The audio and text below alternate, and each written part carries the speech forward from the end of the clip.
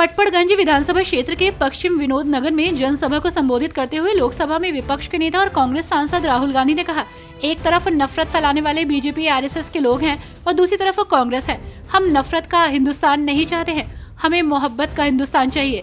RSS BJP जो एक भाई को दूसरे भाई से लड़ाते हैं, एक धर्म को दूसरे धर्म से, एक जाति को दूसरी जाति से लड़ाते हैं और बीच में अरविंद केजरीवाल जी, जिनके मन में जो भी आता है वो कह देते हैं।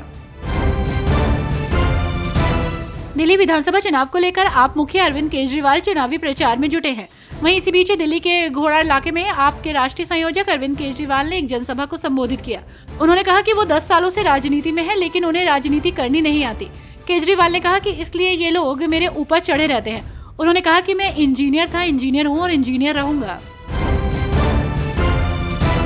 अमृतसर में डॉक्टर BR अम्बेडकर की मूर्ति तोड़े जाने के बाद पंजाब कांग्रेस अध्यक्ष ने जांच की मांग की। उन्होंने कहा कि इस बार अरविंद केजरीवाल की राह नहीं चलेगी।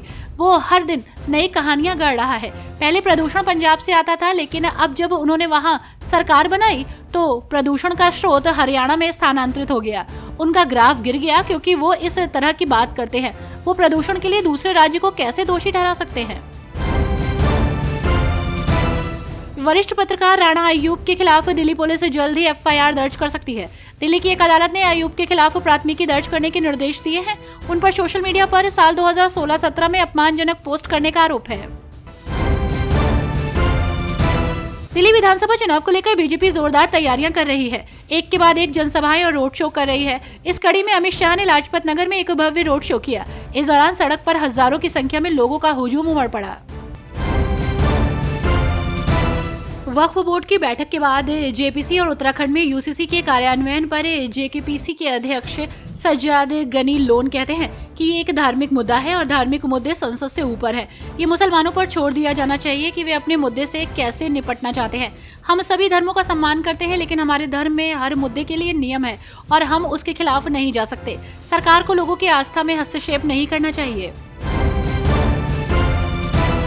आपके राष्ट्रीय संयोजक अरविंद केजरीवाल के बयान पर केंद्रीय मंत्री हरदीप सिंह पुरी ने कहा कि पहले मुझे उनकी मानसिक स्थिति पर संदेह होता था, लेकिन कल के उनके बयानों से पता चलता है कि उनकी हताशा चरम पर है।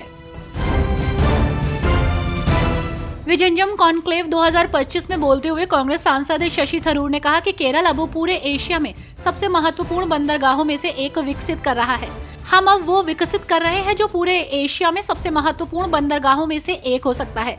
इसकी गहराई 20 मीटर से अधिक है, जो अविश्वसनीय है। भारत में ऐसा कोई अन्य बंदरगाह नहीं है जिसके पास ये हो। मध्य प्रदेश के मुख्यमंत्री मोहन यादव ने कहा कि मुझे टोक्यो की गवर्नर से मिलने का अवसर मिला। हमने सभी क्षेत्रों में संभावित निवेश पर चर्चा की। उन्होंने मुझे मई में यहां आयोजित होने वाले स्टार्टअप इवेंट में भी आमंत्रित किया है। मैंने उन्हें उनके प्रतिनिधि को मध्य प्रदेश में ग्लोबल इन्वेस्टर समिट के लिए आमंत्रित किया है। बजट उम्मीदों पर बोलते हुए कर्नाटक के मंत्री दिनेश गुंडूराव ने कहा कि बजट में कुछ पवित्रता होनी चाहिए। उन्होंने ये भी कहा कि केंद्र सरकार को इस वर्ष योजनाओं की घोषणा करनी चाहिए और स्रोत उपलब्ध कराने चाहिए। पिछले बजट में कर्नाटक के लिए 2-3 कार्यक्रमों की घोषणा की गई थी, लेकिन उन कार्यक्रमों के लिए कोई धनराशि जारी नहीं की गई। बजट में कुछ पवित्रता होनी चाहिए।